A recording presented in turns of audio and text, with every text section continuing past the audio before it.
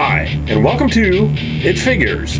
Tonight, I'm going to be reviewing a brand new Freddy figure from the original Nightmare on Elm Street. And this figure is made by the always amazing Neca. It's also the 30th anniversary Ultimate Freddy edition. So if you watched my show in the past, you know I'm not really a big fan of packaging. But this, Neca just knocked it out. I mean, this is how you do packaging, people. Check this out. This Freddy figure comes in a very large box with the artwork on the front from the original Nightmare on Elm Street poster. On the back of the box are some photos from the figure and some text telling you who Freddy is. So the front of the box actually opens and is held together by Velcro. Inside the flap of the box is another really cool picture of the figure. And then we have the figure himself really nicely displayed. And the going rate for this figure is 24 bucks, which is just a phenomenal price for all of this. So let's open up Freddy and see if Neca did it again. Before I show you the new Freddy, I figured I would show you a couple of old Freddy figures I have. This is actually the very first Todd McFarlane Freddy that came out. And as you can see, it doesn't really look like Freddy from any of the films. It's just a burnt guy wearing a hat. Then I got this Freddy, which is actually a pretty cool sculpt from the new Nightmare film, where they try to end up going back to the original makeup, sort of. Then not too long ago, I actually got the non-makeup version of Robert Englund. So this is the brand new figure that came out in 2014. In the first Nightmare on Elm Street movie, Freddy had a very distinctive look. He was very burnt, the wounds were deep into his face, and he was always, I still think, the creepiest looking Freddy from all the movies. And this sculpt has nailed it. I mean, with some figures you take a look at them and you're like, okay, well, who's this supposed to be? But with this, there is absolutely no doubt that this is Freddy Krueger from the original Nightmare on Elm Street. You can just check out all the incredible detail that has gone into his face. Now, Freddy wouldn't be Freddy, of course, without his red and green sweater. I absolutely love what Neca did with his sweater. It's not actually even molded to his chest. It sticks out. So it's very rubbery. So it's not like glued or it's not sculpted into the form. It's actually hanging over his form. And that is just awesome. And just check out the incredible folds of the fabric in his back. And even more iconic than the burnt face and the sweater is, of course, Freddy's glove. The blades were a little bent in the package, and they're a little rubbery. They're not exactly hard, but you can bend them back into place, and everything is fine. And as you can see, every rivet is in place. I absolutely love his stance as well. He's basically leaning to one side, kind of like how he stood in the first film.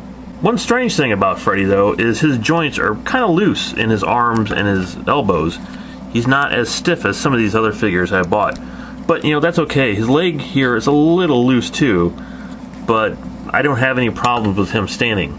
So as with extras, let's take a look at his fedora first. It's very rubbery, which I like a lot. It's not stiff, like some of the other fedoras that have come with the Freddy figures. As you can see, it's very well detailed, just like the figure.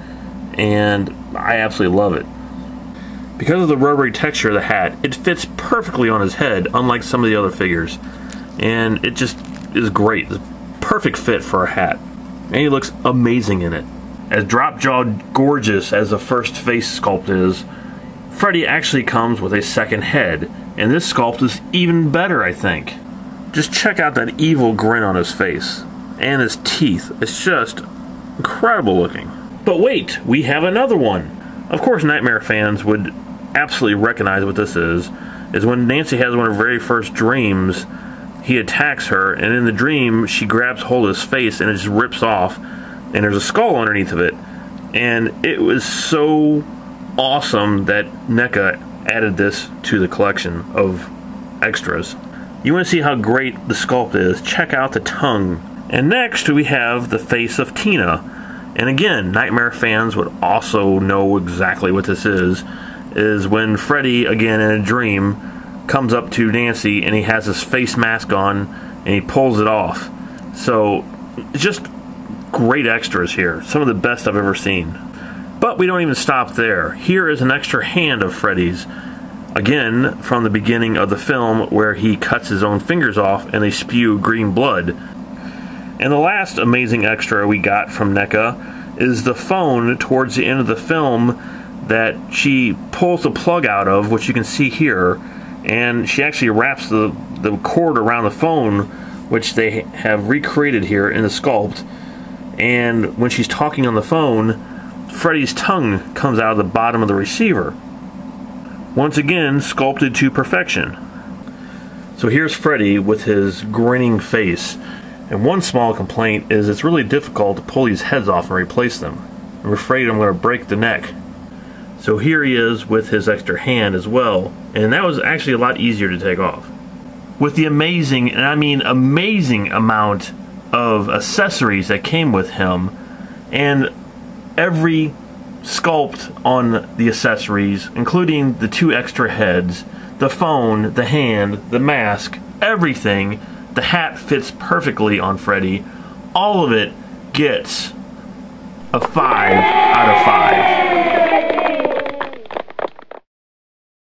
So if you're a Nightmare on Elm Street fan like I am, this is an absolute zero no-brainer to pick this up. Neca did an outstanding job with this figure, and this is definitely one for your collection. So if you like the review, please subscribe, and I shall see you next time.